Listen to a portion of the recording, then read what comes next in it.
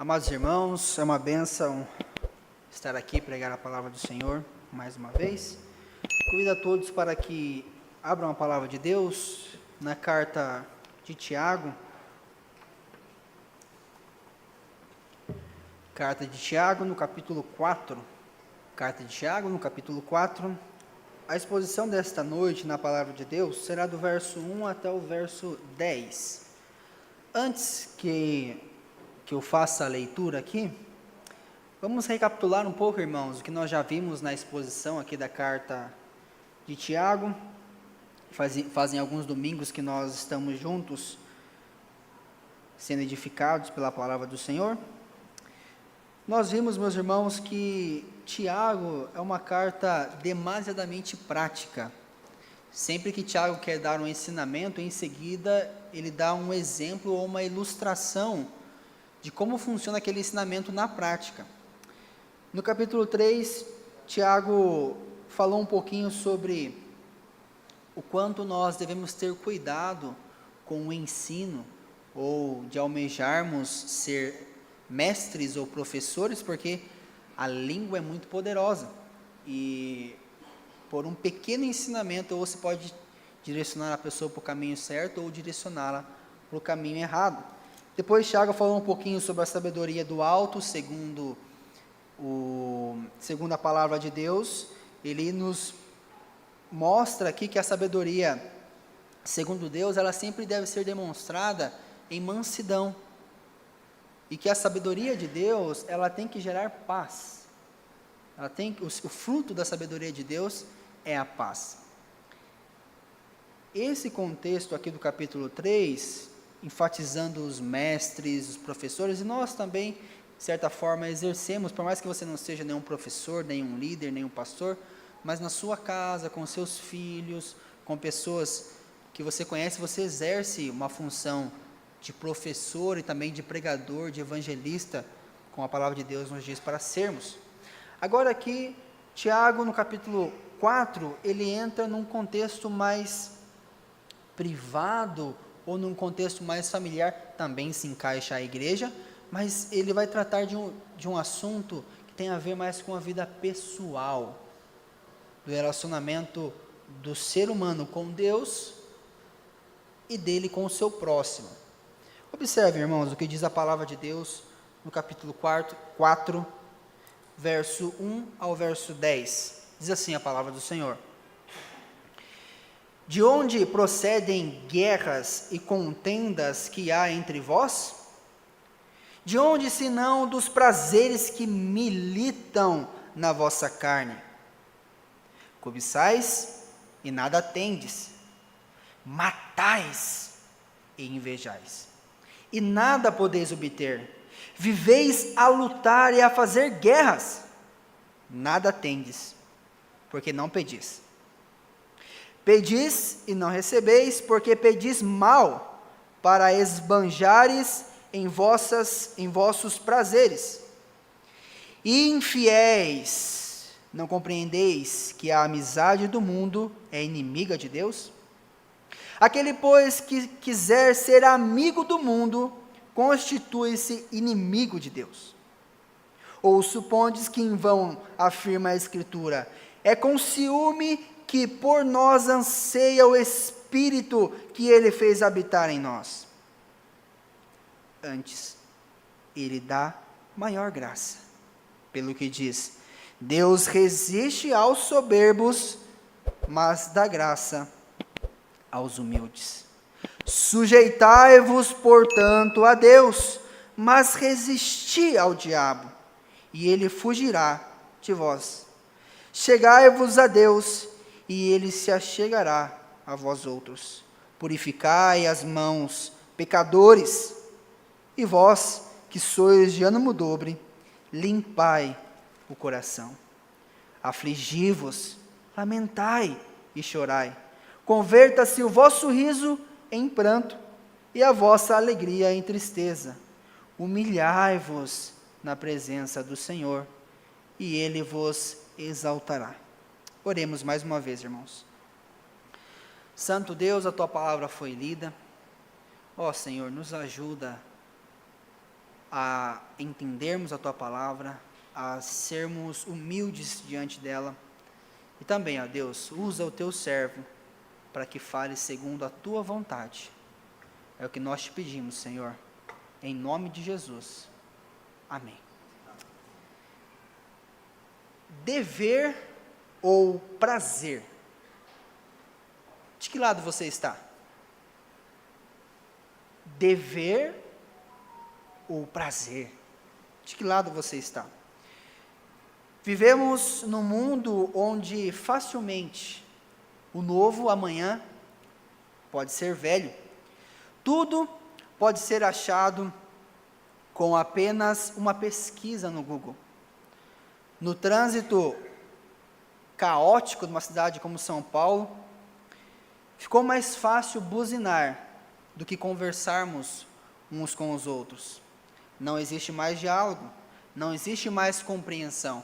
O chegar primeiro ficou mais importante do que chegar juntos.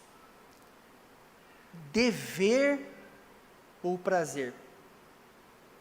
De que lado você está? Esta é uma pergunta que dificilmente você vai conseguir achar em uma pesquisa qualquer no Google. Viver pelo prazer ou viver segundo o seu dever é uma resposta que somente a Bíblia pode nos dar. A Bíblia, ela é clara, meus irmãos. Todo homem, naturalmente, ele vive pelos seus prazeres. O homem, depois da queda, ele é inclinado a viver segundo aquilo que agrada a ele, segundo aquilo que te dá prazer. Porque uma vez separados de Deus, ele só quer satisfazer os seus desejos.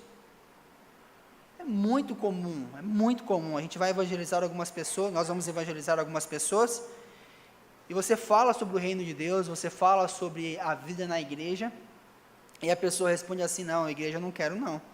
Eu prefiro viver fora da igreja, segundo os meus prazeres, porque aqui, fora da igreja, eu não fico preso a nada, a ninguém. As pessoas dizem: fora da igreja eu faço o que eu quero, uso o que quero, como o que eu quero, durmo com a pessoa que eu quero, faço aquilo que os meus prazeres mandam, ninguém me diz nada, ninguém vai dizer o que eu tenho e o que eu não tenho que fazer. Eu odeio e mato quem eu quiser. Como nosso pastor bem disse no início de manhã, nós estamos na semana fatídica do Carnaval. E é exatamente isso que as pessoas demonstram. Elas querem viver pelos prazeres delas. Elas dizem que é 1000 vezes melhor viver segundo os seus prazeres, fazer tudo conforme a sua vontade. Diante disso, irmãos, eu quero trabalhar, segundo o texto que nós lemos aqui, sobre o seguinte tema: a vida dos prazeres. A vida dos prazeres. O que você ganha vivendo segundo os seus prazeres? Quais são as consequências de viver segundo os seus prazeres? Será que realmente a vida dos prazeres é tão boa assim? Será que vale a pena continuar vivendo segundo os seus prazeres? A vida dos prazeres. A palavra de Deus nos diz, irmãos, que a vida dos prazeres produz guerras e contendas. A vida dos prazeres produz guerra e contendas. Veja o que o texto diz, verso 1: de onde procedem guerras e contendas que há entre vós? De onde, senão dos prazeres que militam na vossa carne? Por que nós brigamos? Por que em algumas situações você e o seu cônjuge dormem um de costas para o outro? Por que que em algumas vezes seus filhos nem querem olhar para os seus olhos?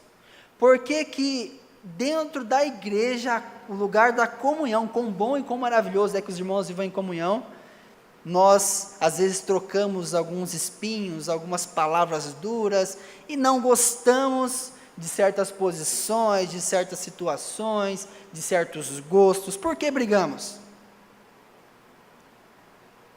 Tiago responde que nós brigamos e fazemos guerra por causa dos prazeres que militam na nossa carne. Observem a linguagem que Tiago usa. Prazeres que militam, é uma linguagem militar. Existe um velho homem, para aqueles que não são crentes, que quer satisfazer a sua vontade. Existe um velho homem que estava em Adão, que quer porque quer satisfazer as suas vontades. Foi assim no princípio, porque Caim matou Abel. Ele queria ser aceito por Deus. E Deus disse: a sua vida está errada. Então, olhe, observe o que Deus diz para Caim: o pecado está na tua porta. Está lutando contra você. Cumpre a ti dominá-lo. Esta guerra, você tem que dominar, você tem que vencer. Pelo contrário, você será destruído por ele. E assim aconteceu, nós sabemos muito bem a história. O Senhor Jesus também, na sua parábola do semeador, disse que uma semente não dava os seus frutos, porque os prazeres sufocavam a palavra. Por que brigamos? Por causa dos nossos prazeres, porque queremos satisfazer a nossa vontade.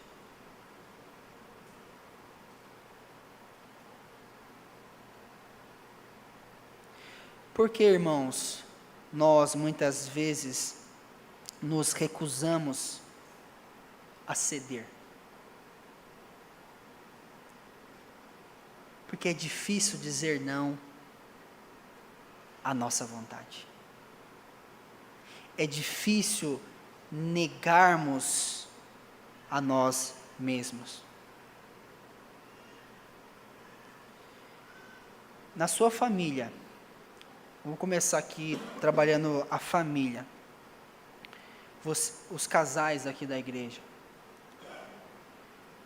Muitas vezes vocês não conseguem entrar em um consenso, porque você desconsidera que o problema está em você. A palavra de Deus não diz assim: de onde procedem as guerras e contendas é por causa do outro. A palavra de Deus diz não, senão nos prazeres dentro de você.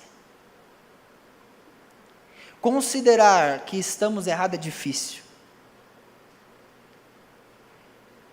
Considerar que o marido está certo, ou que às vezes a esposa está certa, ou às vezes o marido está errado, é difícil. Naturalmente nós queremos que seja feita a nossa vontade. Eu aprendi assim, eu vivi assim, tem que ser assim. Tem que ser segundo as minhas vontades. Tem que ser segundo aquilo que eu planejei para o dia. Se sair uma coisa da linha, se sair algo errado da minha planilha, da minha agenda, então eu fico irado e eu desconto no primeiro que aparecer na minha frente. É assim que acontece. É desse jeito. Porque, filhos, vocês às vezes ficam irritados com os seus pais. Porque o seu coraçãozinho quer fazer segundo a sua vontade. O seu coração quer fazer como você gostaria que fosse. E não deve ser assim. Dever ou prazer, de que lado você está? Às vezes, irmãos, sim, o dever, ele vem acompanhado do prazer, e às vezes isso precisa ser trabalhado. Mas a palavra de Deus nos adverte que a origem das brigas e contendas está nos prazeres que militam na nossa carne, o velho homem. E Tiago, ele desenvolve ainda este assunto, ele diz no verso 2: cobiçais e nada tendes, matais e invejais e nada podeis obter. Viveis a lutar e a fazer guerras, nada tendes, porque não pedis.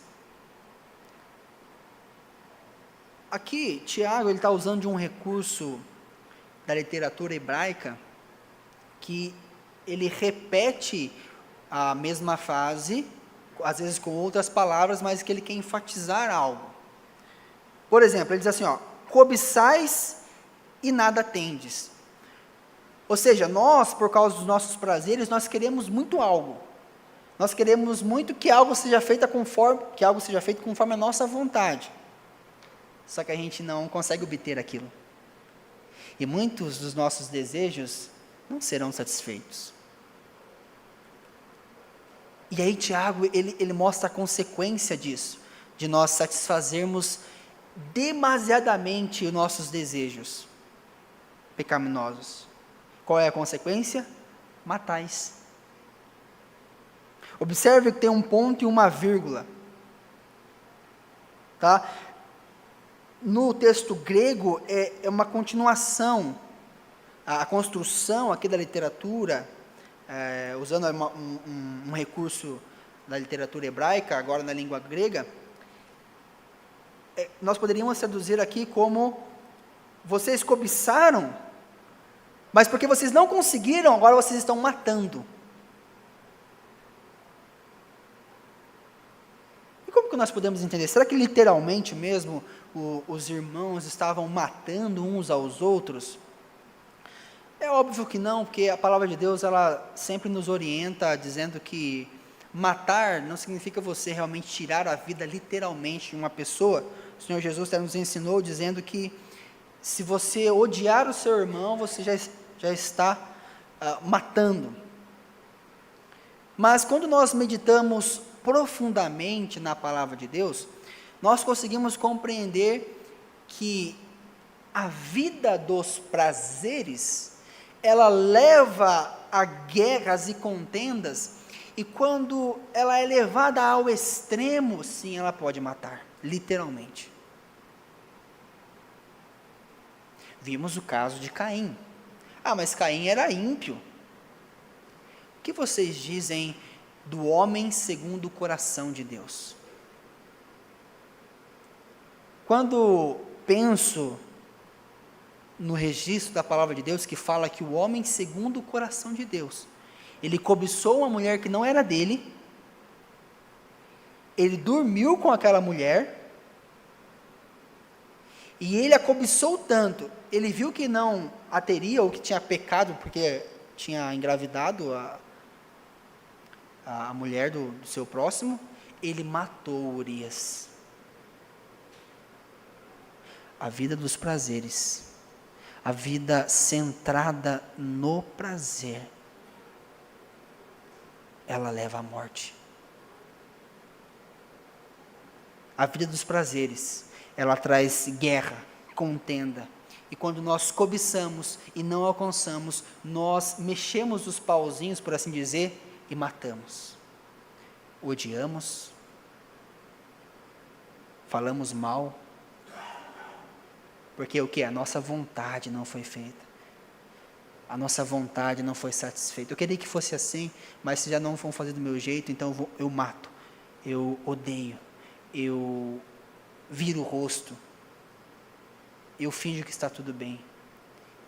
É pesado, irmãos. Observem que ele continua e diz: e nada podeis obter. Mas antes ele diz: e invejais, ou estáis invejando. A inveja é aquela alegria pelo sucesso do outro. Eu queria tanto aquilo, eu queria obter tanto aquilo, eu queria tanto que os meus prazeres fossem satisfeitos, que a minha vontade fosse satisfeita, mas o outro não faz conforme eu queria, mas está dando certo para ele, está caminhando, Então eu fico triste, eu fico amargurado com aquilo. E qual é a consequência disso? Viveis a lutar e a fazer guerras. Aí eu vou fazer contendas, guerras, discussões, vou conversar com um, vou conversar com o outro. Isso é natural de nós, irmãos. A vida dos prazeres leva a isso, é automático. E isso, às vezes a gente pensa que é só na igreja que acontece. Não. Começa nos lares. Quando, às vezes, o marido não faz aquilo que a esposa gostaria, ela passa a odiar o marido. A gente sabe de alguns casos, às vezes, de esposa que mata o marido que mata a esposa, vice-versa. Mas olha o exemplo que eu vou dar. E a esposa fala mal do marido para os filhos. Aí começa a fazer lutas, guerras, contendas. Ou vice-versa, o marido fala mal da esposa para os filhos. Aprendam uma coisa, irmãos. Você nunca fala mal de ninguém na frente do seu filho, porque ele está aprendendo com você. Existem situações específicas em que você vai ter que conversar sós com o seu cônjuge e que as crianças não poderão estar ouvindo aquilo. Mas se o seu filho ouve isso, ele está aprendendo. De onde procedem guerras e contendas? Dos nossos desejos, dos nossos prazeres. E ele diz no verso, Tiago diz no final do verso 2, nada tendes, porque não pedis. Tiago está dizendo assim, vocês estão cobiçando algo, vocês estão desejando algo, e vocês estão usando os meios errados para saber se aquilo é seu, se aquilo te pertence, ou se Deus quer dar isso para você. Porque vocês não estão pedindo, vocês não estão orando, vocês não estão entregando aos pés da cruz, vocês não estão entregando a Deus. A negligência da oração faz com que nós tentemos satisfazer a nossa vontade dos nossos jeitos. E aqui vale a pena uma nota. Os prazeres, irmãos, eles não são maus. Porque Deus nos fez com prazeres, e existem prazeres genuínos, prazeres lícitos. Isso é bênção de Deus. Agora, você viver pelos prazeres, somente pelos prazeres, e esquecer dos seus deveres, segundo aquilo que a palavra de Deus nos diz, isso se torna pecaminoso. Nosso pastor expôs muito bem, Gálatas capítulo 5, sobre os frutos da carne e os frutos do Espírito. Observem que os frutos da carne são prazeres lícitos que Deus deu, que o homem deturpa, que o homem faz, para alcançar aquilo, ele faz conforme a sua vontade. Nada tendes, porque não pedis. Como está a sua vida de oração? Como está a sua vida de oração diante de Deus? E quando nós não temos uma vida de oração, quando nós estamos centrados na vida dos prazeres, da satisfação, nós até oramos. É o que ele vai dizer aqui, ó. E quando vocês oram, ou pedis e não recebeis. Vocês não estão orando. E é interessante, irmãos, aqui a gente destaca a importância do estudo da palavra de Deus nas línguas originais, porque a construção aqui é belíssima. Porque no começo, irmãos, ele fala assim, ó, nada tendes, porque não pedis. E aqui esse pedis aqui é fraco, é um verbo fraco. Não, vocês não estão pedindo. Quando ele fala assim, ó, pedis e não recebeis, no grego é como se fosse uma ação reflexiva. Eles estão pedindo com empenho. Eles estão orando, mas eles estão fazendo da maneira errada. Eles estão orando com o empenho, com a motivação errada. E o próprio Tiago explica, porque pedis mal, e o pedis aqui já é normalzinho, já é um verbo fraco, o terceiro pedis.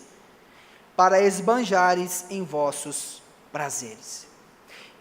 Uma vida centrada nos prazeres, até em um ato que aparentemente é legítimo e faz bem, que é a oração, torna-se pecaminoso. Quando perguntarem para você qual é mais importante, a oração ou a palavra, diga que é a palavra. Porque no princípio era a palavra. E se você não ora de acordo com a palavra, você ora de maneira egoísta. A palavra nos direciona como devemos orar. A palavra é a linha, a palavra é o trilho no qual devemos orar.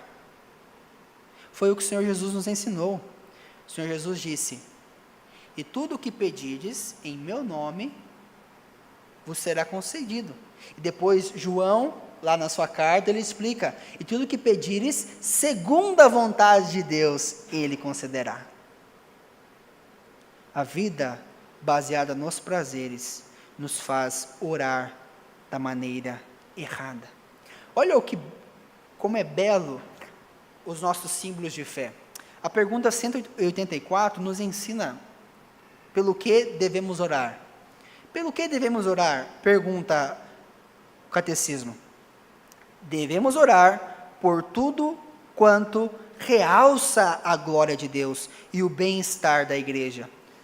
O nosso próprio bem ou o de outrem, nada, porém, que seja ilícito. Orar a Deus pedindo para ganhar na Mega Sena, orar a Deus pedindo que seu time de futebol ganhe, gastar tempo com coisas inúteis que servem apenas para satisfazer a nossa vontade, o nosso ego. A vida dos prazeres, ela vem acompanhada de guerras e contendas. Você certamente já acompanhou na sua família, nos encontros, ou qualquer lugar que você ver, pessoas que são guiadas pelos prazeres, famílias que são guiadas pelos prazeres. Em temporadas como essa de carnaval, você deixa as pessoas ali nos seus prazeres, bebendo, fazendo isso, aquilo. Não passa muito tempo em que as pessoas vão estar jogando um na cara do outro, os pecados, os erros. Ah, porque fulano naquela época fez isso, fez aquilo, e começa a briga, contenda. Se você vive a sua vida centrada nos prazeres, tudo que você achará será briga, contenda. Porque um vai querer ser melhor do que o outro. Nunca, numa família que são ímpios, terá submissão. Sempre vai ter alguma coisa que gerará briga e contenda. Sempre vai ter um pecado, um passado, alguma coisa que ficou guardado na gaveta e que na melhor oportunidade, ainda mais quando estão alegres, né, em uso do efeito do álcool e qualquer outra coisa, vão querer jogar na cara um do outro. É sempre assim, irmãos. E é algo para nós vigiarmos dentro da casa do Senhor também. Embora livres do poder do pecado, nós somos atormentados pelo velho homem dia após dia. E fazer as coisas para que nós sejamos exaltados é uma tentação terrível. Então, quando esse mal bater a sua porta, lembre-se do que o Senhor disse a Caim: o pecado está na tua porta, o mal está na tua porta, cumpre a te dominá-lo. Condicione a sua mente, fala: não, esse pensamento é ruim, isso aqui está errado. Não, esse pensamento não. Confesse ao Senhor, seja claro ao Senhor: Senhor, olha, eu pensei isso. Senhor, eu quis a glória. Senhor, eu quis me aparecer. Deus, isso está errado, me ajuda. Condicione a sua mente a isso. Qual é a coleira dos pensamentos que Deus nos dá? Tudo que for verdadeiro, tudo que for puro, tudo que for santo, se alguma boa fama há, se algum louvor existe, seja esse que ocupe o vosso pensamento. Veio na sua cabeça pensamento ruim dos seus prazeres, briga contra ele, luta, porque somente assim você vencerá. Você que ainda não tem a sua vida com Deus, saiba que você só vai vencer os seus prazeres, o seu ego, em Cristo Jesus. É só nele que nós encontramos poder para vencer o pecado. É só em Jesus. É só nele que você vai vencer brigas, contendas, que há anos está na sua família. Pai que não fala com o filho, filho que não fala com o pai, neto que não fala com o avô, filho que não fala com o tio. Contenda, briga só pode ser resolvida pelo perdão em Cristo Jesus. Mas a vida baseada nos prazeres é só uma vida marcada por guerras e contendas. Tiago também diz, irmãos, que a vida dos prazeres produz inimizade com Deus. É uma consequência. Se a pessoa vive pelos prazeres, automaticamente ela será inimiga de Deus e ela vai amar o mundo. Olha o que diz o verso 4. Infiéis, não compreendeis que a amizade do mundo é inimiga de Deus? Aquele, pois, que quiser ser amigo do mundo, constitui-se inimigo de Deus. O termo aqui, infiéis, é a mesma palavra para adúlteros. Adúlteros. Imaginem, irmãos, a seguinte situação. A pessoa acabou de se casar e depois do casamento ela trai o seu cônjuge com o inimigo do cônjuge. Nós, amados irmãos, chamados pelo Senhor, nós somos casados com Deus, Jesus é o noivo, nós temos a total e completa devoção a Ele, mas se nós procuramos viver pelos impulsos da carne, nós estamos adulterando com o nosso Senhor. Essa linguagem do esposo e a sua esposa é comum no Antigo Testamento. Se você voltar para o Antigo Testamento, o Senhor sempre está dizendo, olha, meu povo, vocês estão adulterando contra mim. Vocês estão em adultério porque vocês estão servindo a outros deuses. E assim acontece conosco também. Nós somos tentados, irmãos.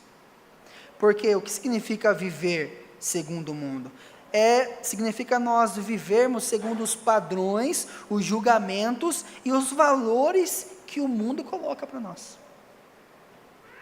O nosso velho homem bate a porta, ele quer que nós satisfaçamos os desejos da nossa carne, e automaticamente nós olhamos para fora e vemos o mundo.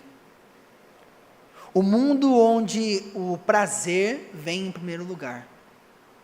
O mundo que diz, faça segundo o seu coração, siga o seu coração. O mundo que é aberto para coisas ilícitas. Qual que é a mensagem que é passada quando se distribui preservativos em locais públicos? Viva segundo os seus prazeres. Qual é a mensagem que é passada quando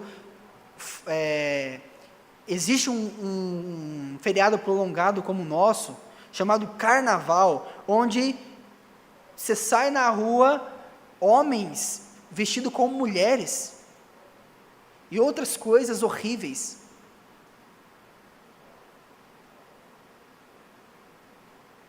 A amizade com o mundo se constitui em inimizade com Deus. A vida dos prazeres é uma vida de inimizade com Deus. Como que isso funciona dentro da igreja, irmãos?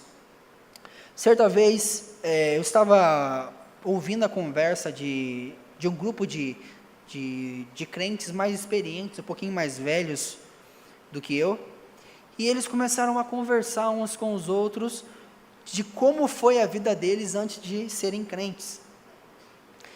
E um dizia assim, olha, eu namorei tantas mulheres, casei com tantas, e hoje estou aqui. E o outro dizia, não, eu fiz isso no dobro de você.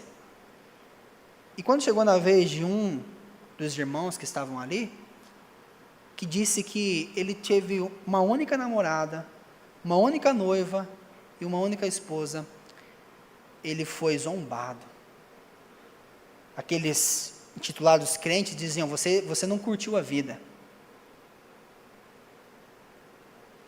Porque essas pessoas acham que os padrões que o mundo impõe é o que deve ser seguido.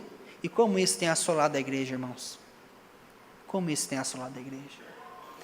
Irmãos, ouvir música secular não é pecado. Tem música boa, tem composições maravilhosas.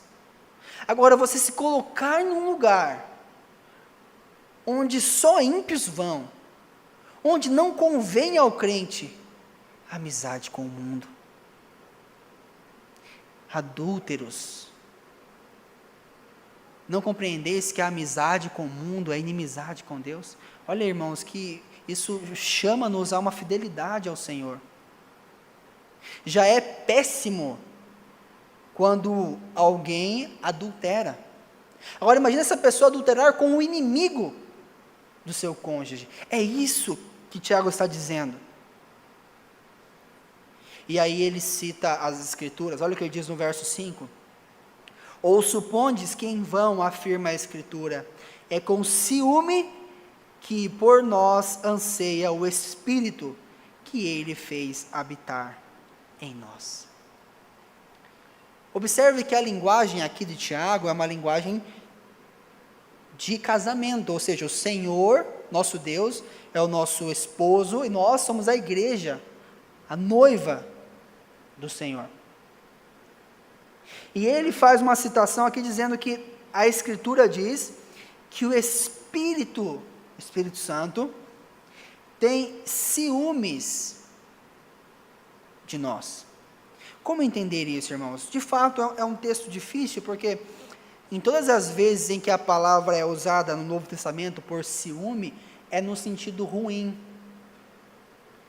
de alguém que está suspeitando de algo que não existe. Mas os estudiosos,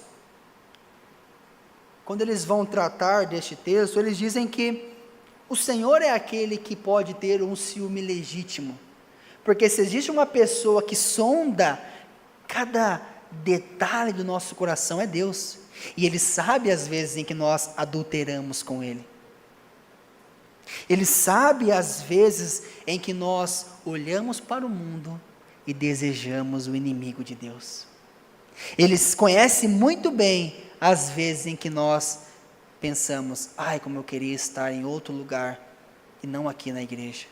Ele sabe, Ele conhece. E o Espírito Santo, zelosamente, arde por cada um de nós que são crentes, aqueles que são crentes. No Antigo Testamento, irmãos, Deus sempre falou do seu ciúmes por Israel. E essa palavra ciúmes ali, sempre é traduzida por zelo. O Senhor Deus diz, lá em Êxodo capítulo 20, verso 5, que o povo não deveria fazer imagem de outros, de Deus ou de outros deuses. E aí ele diz assim: pois sou Deus zeloso. E você, quando vai caminhar, quando a gente caminha no Antigo Testamento pelos profetas, principalmente no profeta Oséias, o Senhor usa essa figura pesada de que Israel é uma mulher adúltera, que o povo de Deus é uma mulher adúltera, e que pelo zelo do Senhor, Ele castigaria Israel, e castigou. Olha o que o salmista diz: até quando, Senhor, será para sempre a tua ira? Arderá com fogo o teu zelo. E em Provérbios, quando Salomão ele fala sobre o furor do marido, quando ele percebe uma traição, olha o que ele diz: porque o ciúme excita o furor do marido, e não terá compaixão no dia da vingança. Alguns estudiosos traduzem esse texto da seguinte forma: o Espírito Santo anseia zelosamente por nossa devoção total. E ai de nós, meus irmãos. Porque se o noivo, se o esposo perfeito e todo-poderoso sabe do nosso adultério, sabe dos nossos pecados mais íntimos, ele não terá compaixão no dia da vingança. Mas ao mesmo tempo que Tiago, ele fala da seriedade da nossa devoção a Deus, da seriedade do nosso amor a Deus, ele dá um alento. Olha o que diz no verso seguinte: antes, pelo contrário, ele dá maior graça. Olha que lindo. Mesmo que o zelo do Senhor seja grande, ele ainda derrama maior graça sobre nós. E é graças às suas misericórdias que nós não somos consumidos. E é graças à bênção da graça de Deus que nós não somos consumidos. O apóstolo Paulo diz: não vos sobreveio tentação além das vossas forças, pelo contrário, juntamente com a tentação, vos proverá livramento, de sorte que possais suportar. Mesmo o zelo do nosso esposo sendo grande, ele nos providencia o livramento. Mas como que esse livramento vem? Ele explica também, pelo que diz, por isso a Escritura diz: Deus resiste aos soberbos, mas dá graça aos humildes. Um soberbo, ele nunca reconhecerá que ele precisa da ajuda de Deus. Um soberbo, ele nunca reconhecerá que os seus prazeres estão além da conta. Já ouviram a seguinte frase? Deus, só te peço saúde, porque o resto eu corro atrás.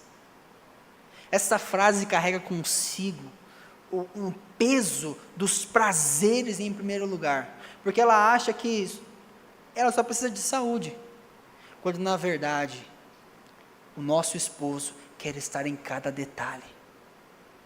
Imagina se a sua esposa ou seu marido chega para você e diz assim: só me dá dinheiro, tá? Dinheiro e comida, que o resto eu me viro. Deus quer estar em cada detalhe, em cada decisão, em cada momento. O Espírito Santo quer estar conosco em cada coisa que nós fizermos. É por isso que a palavra de Deus nos adverte dizendo: orem sempre, orai sem cessar. Está no ônibus? Está orando. Está no trabalho? Está orando, em pensamento, buscando ao Senhor, porque Deus é um Deus zeloso. Deus é um Deus zeloso. A vida dos prazeres, ela automaticamente te constitui inimigo de Deus. Você que acha que é melhor estar na vida dos prazeres, saiba que você é um inimigo de Deus. E terrível coisa é cair nas mãos do Deus vivo. Terrível coisa é cair nas mãos do Deus vivo. Arrependa-se enquanto é tempo, porque o noivo vai voltar. Não voltará mais como um cordeirinho, mas como um leão. A vida dos prazeres, irmãos, em último lugar, ela produz uma brecha para o diabo. Olha o que a palavra de Deus diz: se Deus concede graça aos humildes, aqueles que dobram, que o buscam, que reconhecem que às vezes a tentação do mundo é maior, é difícil, qual que é a ordem agora? É: sujeitai-vos, portanto, a Deus, mas resisti ao diabo, e ele fugirá de vós. Muita gente resiste a Deus e abre as portas para o diabo. O que significa sujeitai-vos a Deus? É você não ceder às suas vontades. Deus, eu estou sentindo isso, vontade de esganar, de matar alguém, de odiar. Mas Deus, eu sei que esta não é a tua vontade. Dobra o joelho, fala: Deus, está difícil. Deus, os meus pensamentos têm sido tão podres, Deus, me ajuda. fortalece-me. E quando você faz isso, automaticamente você está resistindo ao diabo. E o que seria você abrir brecha para o diabo? É você viver a sua vida dos prazeres. A vida dos prazeres, ela faz você amar ao mundo, e amizade aqui, também poderia ser traduzido como amor, faz você amar ao mundo e automaticamente você abre brecha para o diabo.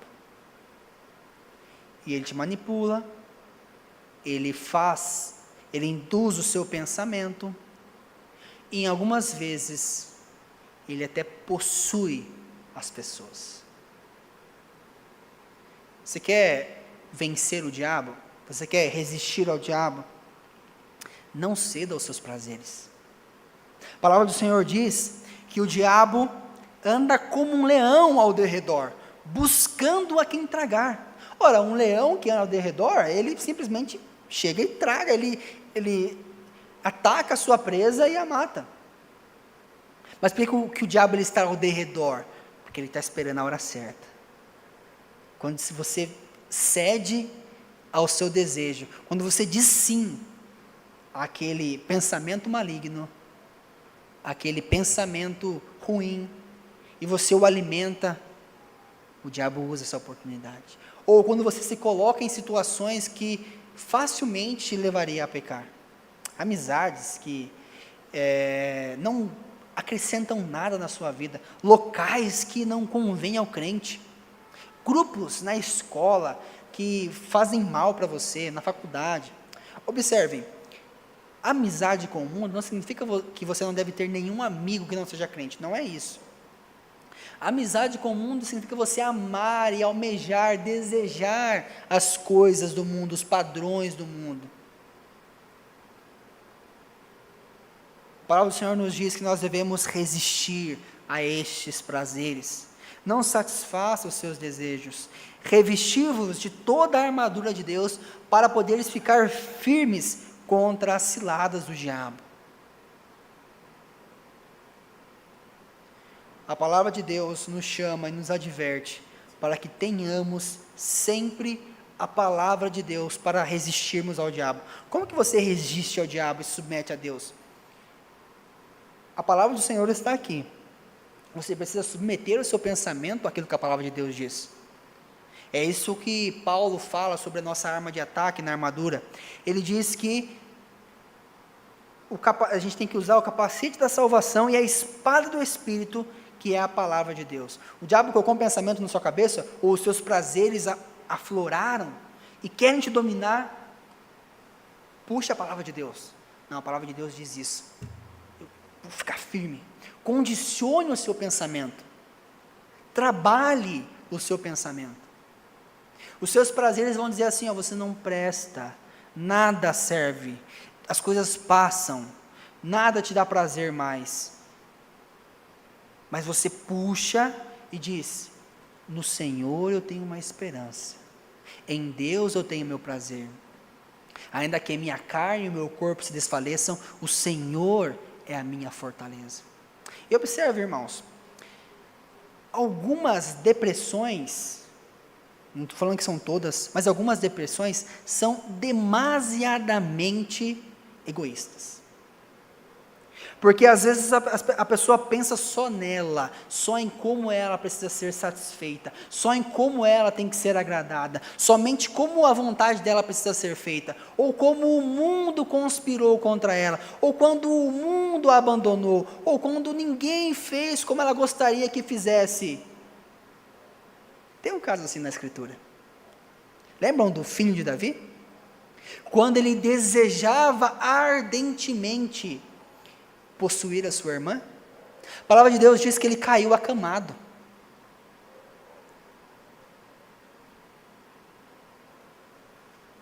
Porque a vontade dele não foi feita. Mas o Senhor te chama, o Senhor nos chama para não viver segundo os nossos prazeres, mas segundo os nossos deveres. Condicione o seu pensamento, porque o Espírito Santo que habita em nós derrama graça sobre graça. Busque a Deus em oração, ao invés de dar lugar aos seus desejos. Humilhe-se diante de Deus. Humilhe-se. Eu sou miserável mesmo, Deus. Eu sou mau. Peça ajuda. Você sujeitar-se à vontade de Deus também, significa você recorrer à liderança. Deus colocou pastores, líderes na sua vida, para guiar a sua vida. Peça ajuda. Senhor, pastor, presbítero, eu preciso de ajuda. Isso é humilhar-se, é se sujeitar, porque Deus colocou a autoridade. Quando você faz isso, você está se submetendo aos líderes que Deus colocou na sua vida. Mas muitas pessoas, por serem soberbas, preferem satisfazer a sua vontade, preferem se submeter às suas vontades, e têm vergonha. Busque a Deus. Olha o que a palavra de Deus diz: chegai-vos a Deus, e Ele se achegará a vós outros. Purificai as mãos, pecadores, e vós que sois de ânimo dobre, limpai o coração. E ele continua: afligi-vos, lamentai e chorai, converta-se o vosso riso em pranto, e a vossa alegria em tristeza. Humilhai-vos na presença do Senhor, e Ele vos exaltará. Ânimo dobre aqui é a mesma palavrinha que nós usamos para psique. Aqui é do psique, duas mentes. Então ele está falando assim, nós às vezes temos duas mentes, o velho homem vem, a palavra do Senhor faz desse jeito, esse é o caminho, e às vezes a gente fica com essas duas mentes, e ele diz: